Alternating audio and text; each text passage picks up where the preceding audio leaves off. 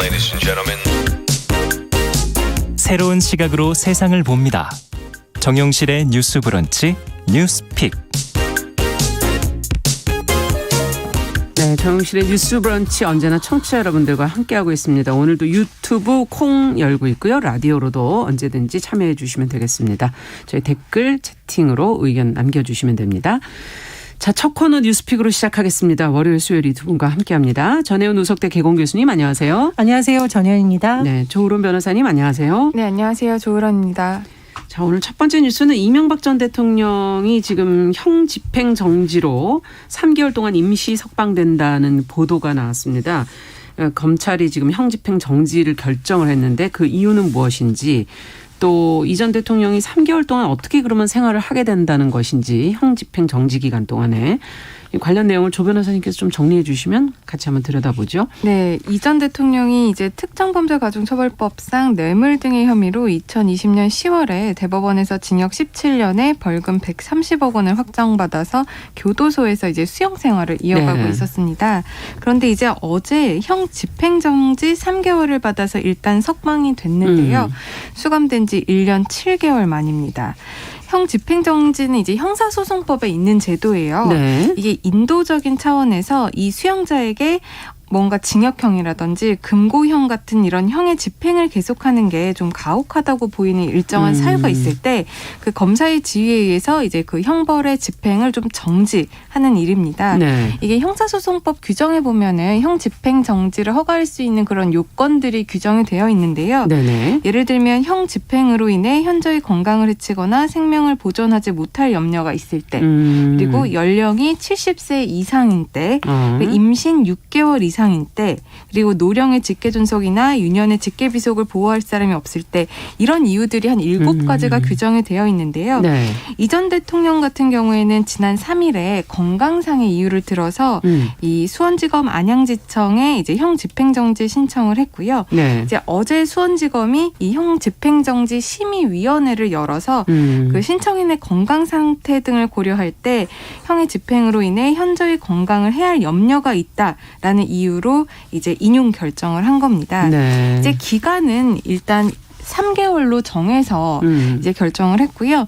자택이나 병원 같이 이제 검찰에서 지정한 장소에서 머물게 되는 겁니다. 거기에만 있어야 되는. 네, 막 돌아다닐 수 있는 건 아니고요. 네. 그런데 이제 현재 지난주부터 이 전 대통령이 서울 종로구 서울대병원을 입원 중이거든요. 그렇기 때문에 어제 형 집행정지가 났어도 바로 퇴원은 하지 못하고 당분간 이제 입원을 하다가 나중에 이제 병원 측에서 결정에 따라서 뭐 입원이라든지 뭐 집에 가서 이제 통원 치료를 받는 것으로 이제 3개월이 지날 것 같습니다.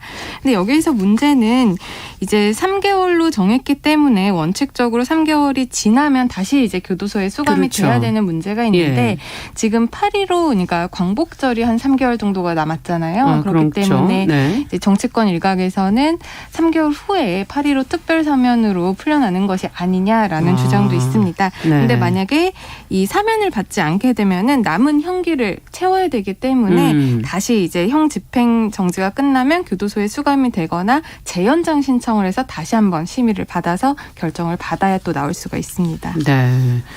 자, 지금 뭐 건강 상태 여러 가지 형 집행 정지의 요건들을 얘기해 주셨고, 지금 특히 서울대병원에 입원했다는 건 건강 상태에 문제가 있기 때문 아닌가, 이제 건강 상태를 고려한 결정이다 이렇게 지금 얘기를 하고 있는데, 그동안에도 수감 생활에 좀 특혜를 받아왔는데 형 집행 정지가 필요한가, 이런 의문도 있어서요.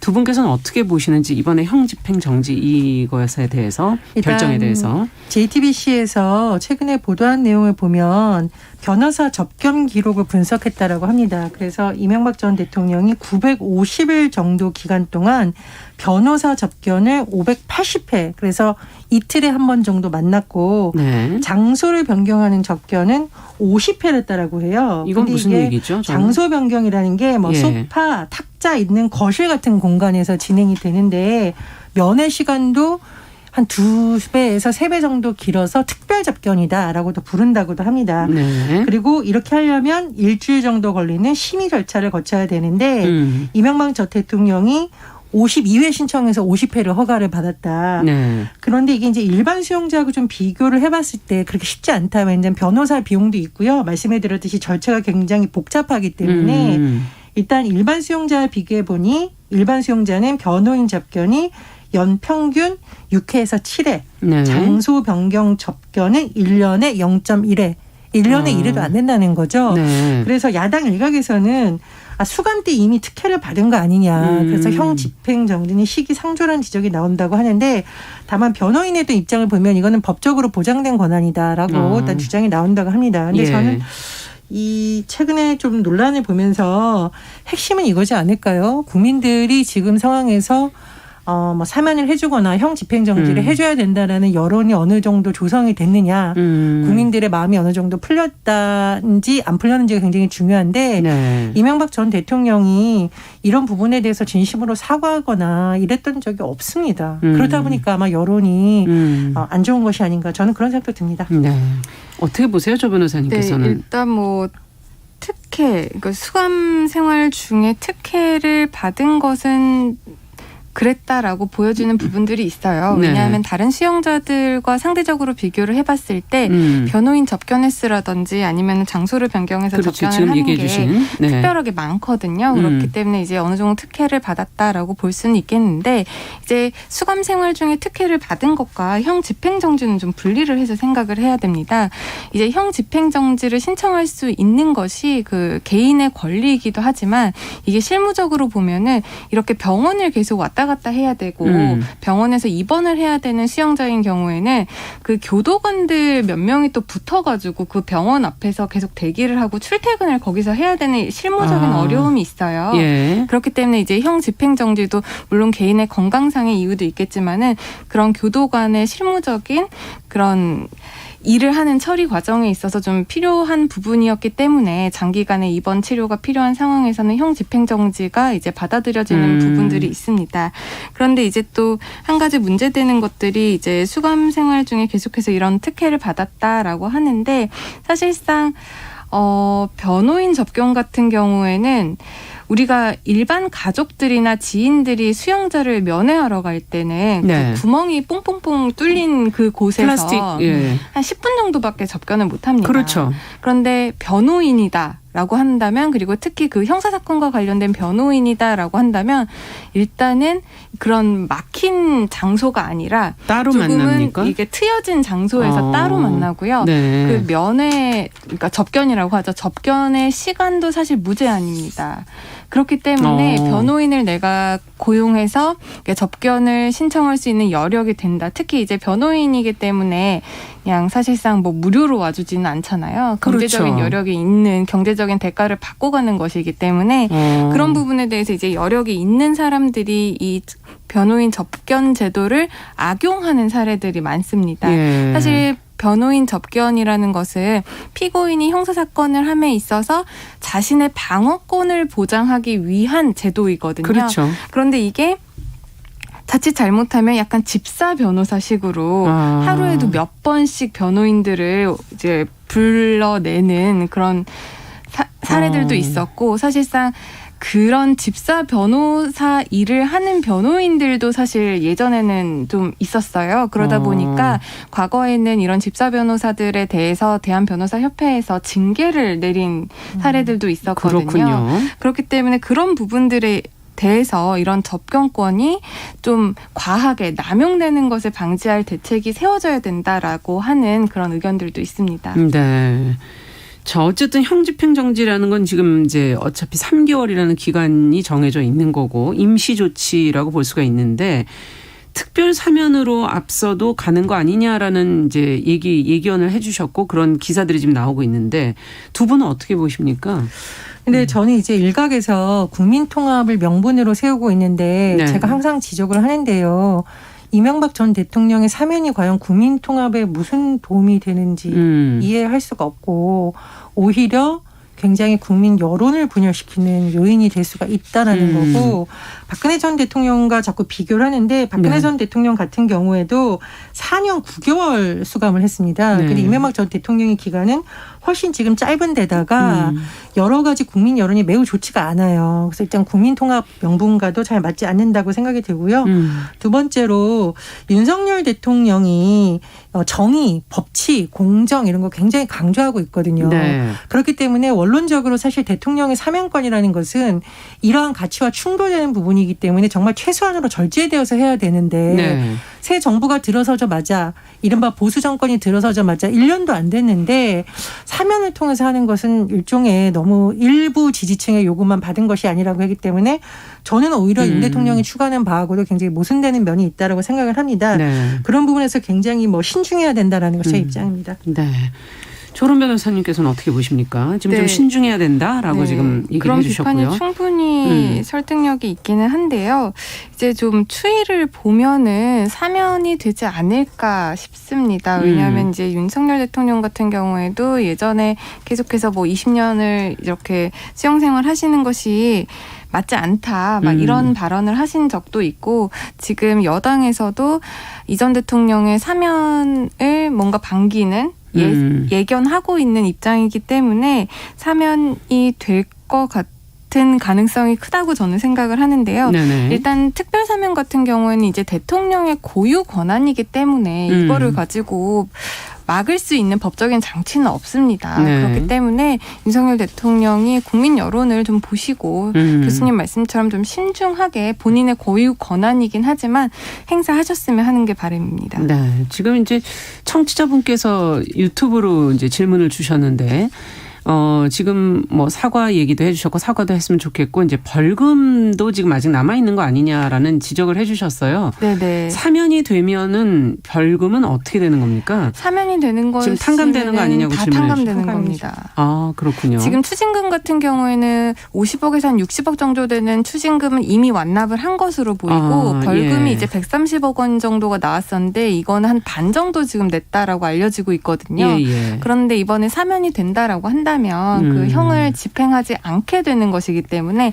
징역형도 이제 집행하지 않는 거지만 벌금형도 집행하지가 않습니다. 두 개가 동시에 중단되는 것이다. 네, 그렇기 때문에 만약에 사면이 된다라고 한다면 벌금도 나머지 벌금 아직 안 낸 벌금도 내지 않게 될 가능성이 높아지는 거죠. 네. 그 노태우 전 대통령이 예. 세상을 떠난 이후에도 사실은 이 국장은 한 해만에 논란이 있었지만 그럼에도 불구하고 여론이 그렇게 비판적이지 않았던 이유가 노태우 전 대통령의 아들이 그래도 대리 사과라도 하려고 하고 벌금이나 그랬죠. 추징금에 있어서도 굉장히 다 완납을 성실하게 했죠. 납부하려고 하는 네. 여러 가지가 좀 많이 국민 여론에 영향을 미쳤다고 보거든요. 그래서 전직 대통령의 사례를 반드시 참고해서 그랬으니까 이래야 된다라는 것은 지금 상황이 맞지 않다. 그리고 이명박 전 대통령이 보여줬던 태도라던가 이런 것도 저는 국민 마음을 돌리기엔 매우 부족했다. 좀 이렇게 평가를 합니다. 네. 자, 앞으로도 저희가 또 어떻게 될지 계속 관련 뉴스 나오면은 또 같이 또 얘기를 더 해봐야 될 것 같습니다. 자, 두 번째 뉴스로 좀 넘어가 보죠. 지금 앞서 오프닝에서 제가 좀 말씀을 드렸는데 포스코 포항제철소에 다니던 여성이 3년간 상사 4명에게 성폭력을 당했다고 고소를 해서 경찰이 수사에 나섰고 지금 포스코가 책임자를 징계하고 지금 쇄신 계획도 지금 내놨다라고 지금 보도가 나왔습니다. 근데 지금 보도와 함께 지금 이제 나오는 얘기들이 포스코의 군대식 조직 문화가 문제를 더 키운 거 아니냐라는 지적이 나오고 있는데요. 사건이 지금 어떻게 된 것인지 그리고 지적하고 있는 내용들이 무엇인지 좀 먼저 정 교수님께서 정리해 주시면 같이 한번 고민해 보죠.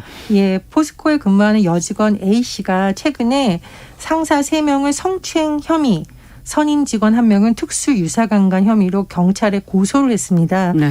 A씨의 주장에 따르면요. 상사 3명이 3년 정도에 걸쳐서 지속적으로 회식 장소 그리고 사무실 안에서 성희롱과 성추행을 했다라는 거고요. 그리고 지금 선임 직원 1명은 특수 유사강간 혐의로 경찰에 고소를 했잖아요. 예. 이 선임 직원이 A씨와 같은 건물에 살고 있었는데 지난달 이 A씨의 집으로 찾아가서 폭력을 행사하고 성폭력을 했다라는 것이 지금 이제 피해자가 밝힌 내용입니다. 네. 다만 가해자로 지목된 남성 4명은 혐의를 부인하고 있는 것으로 언론 보도를 통해서 알려지고 있는데요. 예. 포스코에서 지난 23일 김학동 부회장 명의의 사과문을 발표를 했습니다. 그래서 다만 그런데 이날 좀 또 다른 논란이 제기가 됐었는데요. 이 회사의 모 씨와 그룹장이 피해자에게 사과를 하겠다. 집을 찾아가 만나달라고 요구를 했다라는 또 건데. 집을 찾아왔습니까? 예. 물론 이쪽의 주장을 보면은 직접 사과하기 위해서 집을 찾아간 것이라고 주장을 하지만 피해자 측은 압박감을 너무 많이 느끼고 힘들다고 토로한 것으로 그렇죠. 전해져서 또 2차 가해가 있는 것이 아니냐라는 논란도 있고요. 네. 지금 경찰 조사가 지금 한 축에서 진행이 되어 있고 또 다른 축으로는 고용노동부에서 지청을 통해서 이 사건과 관련해 직권으로 조사에 착수를 한 상황입니다. 그래서 직권 조사를 통해서 만약에 사업주의 법 위반 사실이 확인되면 형사 입건, 과태료 부과 조치에 나설 방법이고요. 포스코 내부의 경우에는 네네. 일단 임원 6명을 징계했고 가해자 4명에 대해서 인사위원회를 열겠다는 계획을 밝혔습니다. 근데 포스코가 본래는 경찰 수사 결과를 지켜보겠다라는 입장이었는데 지금 입장이 전환 바뀐 거군요. 약간 바뀐 거는 뭐 이게 네. 사회적 파장이 워낙 크고 비판 여론이 높은 것이 좀 영향을 미친 것이라는 분석이 나오고 있습니다. 예. 그리고 포스코가 성윤리 위반 행위 제로, 즉 성윤리 위반 행위가 없는 회사로 거듭나겠다며 쇄신 계획을 밝혔는데요. 제로 이런 말이 더 사실은 감추게 되는 거 아닌가요? 예, 뭐 이제 예, 우리가 좀 걱정스러운 부분도 짚어보겠지만 있네요. 문제는 네. 뭐냐면은 사건이 일어나지 않게 하기 위해서는 뭐 여러 가지 조치를 하는 것은 좋은 거지만 사건이 일어났을 때 잘못하면 이것을 숫자를 0으로 만들기 위해서 그렇죠. 은폐하는 거 아니냐는 또 다른 네. 우려도 제기되고 있는데요. 그래도 어쨌든 포스코의 대책을 조금 살펴보면 예. 피해자의 어떤 의견을 받아서 사내외의 법률 전문가나 심리 상담 전문가를 지정하겠다. 그리고 의료 지원도 하겠다라는 거고요. 외부 전문기관을 통해서 성윤리에 대한 조직 문화를 진단하겠다 등등을 지금 내보내고 있습니다. 하지만 일각에서는 네. 이런 대책도 물론 필요하지만 예. 회사 내에 있는 이 조직 문화가 현재 같은 상황이 발생하는 데도 영향을 미쳤다는 지적도 나오고 있는 상황입니다. 네. 좀 더 이제 이 내용을 자세히 좀 들여다봐야 될 것 같은데 지금 조직 문화 얘기를 지금 몇 번이나 이제 해주셨고 그 지금 따로 지적들이 지금 밖에서 나오고 있는 상태인데 어떻게 보십니까? 좀 안의 내용들을 좀 더 들여다 보셨습니까? 네, 이 조직 문화라는 게 포스코 같은 경우 그 포항 제철소에서 지금 예. 발생한 문제잖아요. 그렇죠. 아무래도 그런 제철 관련 업계이다 보니까 남자가 상대적으로 더 많았다라고 숫자가. 합니다. 예. 그러면 이제 남자들이 많은 집단에서 이런 문제들이 일어났을 때 우리가 예. 연역적으로 보면은 이제 군대라든지 아니면 남성들이 많은 그런 직장이나 어떤 단체에서 성범죄가 일어났을 때 대부분 뭐 은폐를 하려거나 아니면 2차 가해가 있거나 라는 식의 문제가 불거졌던 것이 사실이거든요. 그런데 이것을 남성이 많았기 때문에 이런 결과가 일어났다라고 보면 좀 안 될 것 같아요. 네. 남성이 많았다고 하더라도 그 조직의 문화 자체가 성범죄에 대해서 근절하고 엄중히 처벌하고 피해자를 보호하려는 문화가 있었다라고 한다면 이런 2차 가해는 없었을 것이거든요. 그렇기 때문에 이런 그 사내 분위기, 성별의 구성으로 우리가 문제를 볼 것이 아니라 기존부터 어떤 사내에서 어떤 성범죄가 일어났을 때 그것을 해결하려는 노력이 좀 미흡하지 않았나 이걸 또 따져봐야 될 것 같고요. 네. 또 그 포스코에서도 사실상 이 성비위 관련해서는 예전부터 좀 무관용 원칙을 내세우고 있었다고 해요. 무관용. 이번에도 네. 변명을 한 그 부분을 좀 들어보면 그 형사 처벌을 받지 않았어도 어떤 경고나 주의가 아니고 바로 자신들이 징계를 내렸다. 감봉 3개월을 내렸다라고 포스코 측이 말을 했었거든요. 네. 그러면서 이제 감봉 3개월도 중징계에 해당한다라고 이렇게 포스코 측에서 말을 했는데 네. 물론 감봉 3개월 중징계에 해당한다고 볼 수 있고 네. 이게 형사처벌이 나지 않은 상황에서 이렇게 징계를 한 것이 적절하다라고도 볼 수 있겠지만 예. 피해자 입장에서는 상대방이 감봉 정도 받은 것 그리고 형사처벌이 나오지 않았지만 단순히 어느 정도의 징계를 받은 것으로 일단 해결이 되는 문제는 아니고요. 회사 측에서 조금 더 적극적으로 가해자와 피해자를 좀 분리시키고 이번 사건 같은 경우에도 가해자와 피해자의 그런 숙소가 굉장히 가까웠음에도 글쎄 불구하고 한 건물이라고 아까 그리고 또 얘기하셨었죠. 회사에서 제공하고 있는 사택이었다고 사택이군요. 함에도 불구하고 네. 이런 피해 사실이 일어났을 때 회사 측에서 그 분리 조치를 그렇죠. 제대로 하지 못한 점도 지금 지적이 되고 있는 부분이거든요. 네. 그렇기 때문에 회사 내에서 자신들이 앞으로는 뭐 그 성윤리 위반 행위를 제로로 하는 회사로 만들겠다. 그리고 한 번 있어도 이런 거를 무관용 원칙을 내세우겠다, 적용하겠다라고 하는 이런 모토를 내세우는 것도 좋겠지만 실제로 그것이 피해자 중심으로 피해자 보호 관점에서 제대로 운영되고 이행될 수 있는지를 살펴보는 게 더 중요하다고 그렇죠. 생각을 합니다. 네, 현실적으로 그것이 어떻게 적용될 거냐. 무관용 원칙 이런 게 이제 인사상벌이라든지 이런 것과 연계되는 거 아닐까 뭐 이런 걱정도 좀 되기도 하고 그래서 은폐를 한 거 아니었을까 뭐 이런 생각도 드는데요. 그러니까 지금 노조나 포항 여성회 이런 데에서 지적하는 거 보면 네. 군대 조직 문화 비슷한 문화가 있었다는 걸 지적을 하는데 전 이것을 좀 잘 봐야 된다고 생각하는 것이 이런 불미스러운 사건이 안 일어나면 가장 좋은데 그렇죠. 사건이 일어났을 때 관리자들이 피해자 입장에서 충분히 피해자도 보호하고 가해자에 대해서 엄중한 처벌을 내리고 진상조사를 하고 이렇게 하면 좋은데요. 군대식 조직 문화라는 것이 윗사람에게도 강력한 책임을 물어서 징계라거나 이렇게 되는 경우가 많잖아요. 네. 그럼 어떤 문제가 생기냐면 나한테 피해가 오니까. 나한테 피해가 온다. 그리고 이 사람과 연관된 사람들이 같이 뭉쳐서 피해자를 회유해서 어떻게 두 사람 간에 조정을 하면 되지 않을까라는 잘못된 쪽으로 흘러가는 쪽이 사실 많거든요. 그래서 제가 보기에는 이런 일이 일어났을 때 가해자한 처벌은 굉장히 맞는데 중간 관리자들이 이것을 어떻게 해결하느냐를 좀 면밀하게 봐야지 이런 일 일어났으니까 당신도 책임져라는 것은 굉장히 위험한 접근이라고 제가 여러 번 말씀드린 경우가 있고 현장에서도 그런 사례를 너무 많이 봤어요. 그렇죠. 그래서 이런 부분에 대한 굉장히 섬세한 접근이 필요하다고 보이고요. 두 번째로 물론 남성들이 다 많기 때문에 그런 것이 일어나지는 않겠습니다만 상대적으로 남성들이 많은 문화에서 우리나라가 과거에 일부 그런 문화가 있었잖아요. 모이면 야한 농담하는 것이 굉장히 친한 표현, 뭐 성적인 내용을 말하는 것이 어느 정도 친한가를 가늠하는 기준인 양 잘못된 문화가 일부는 좀 남아있지 않았나 생각이 듭니다. 그래서 그런 부분도 사실은 이제는 개선해야 될 문제라는 데에서도 뭐 교육을 한다던가 문화를 바꾸려는 노력도 같이 좀 병행이 돼야 된다고 봅니다.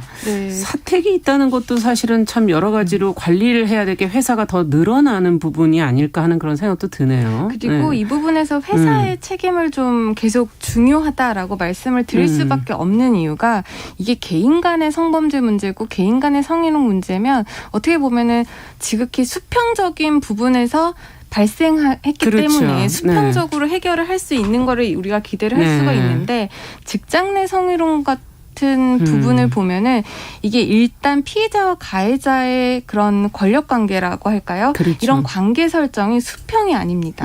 대부분 가해자는 이제 상사인 경우가 많고 피해자가 이제 연차가 적거나 아니면은 뭐 직원인 그 아래 부하 직원인 경우가 많기 때문에 회사 입장에서는 피해자를 보호하는 게 결과적으로 형평에 더 가깝다고 볼 수밖에 없습니다. 그렇기 때문에 이것을 일반적인 개인의 성범죄 문제로 다루기보다는 조직 내에서 일어난 범죄 그리고 조직이 이 범죄에 대해서 어떻게 접근하고 해결을 해야 할 부분인가를 조금 더 다시 한번 명확히 생각을 했으면 좋겠습니다. 네, 그 안에서 어떤 그 시스템으로 이 문제를 접근해야 할지 매뉴얼을 가져야 될지도 조금 더 깊은 고민이 필요해 보이네요. 자, 뉴스픽 조론 변호사 그리고 전혜연 교수 두 분과 함께 이야기 나눠봤습니다. 자, 두 분 수고하셨습니다. 말씀 잘 들었습니다. 감사합니다. 자, 정용실의 뉴스 브런치 1부 마치고 잠시 후에 돌아오겠습니다.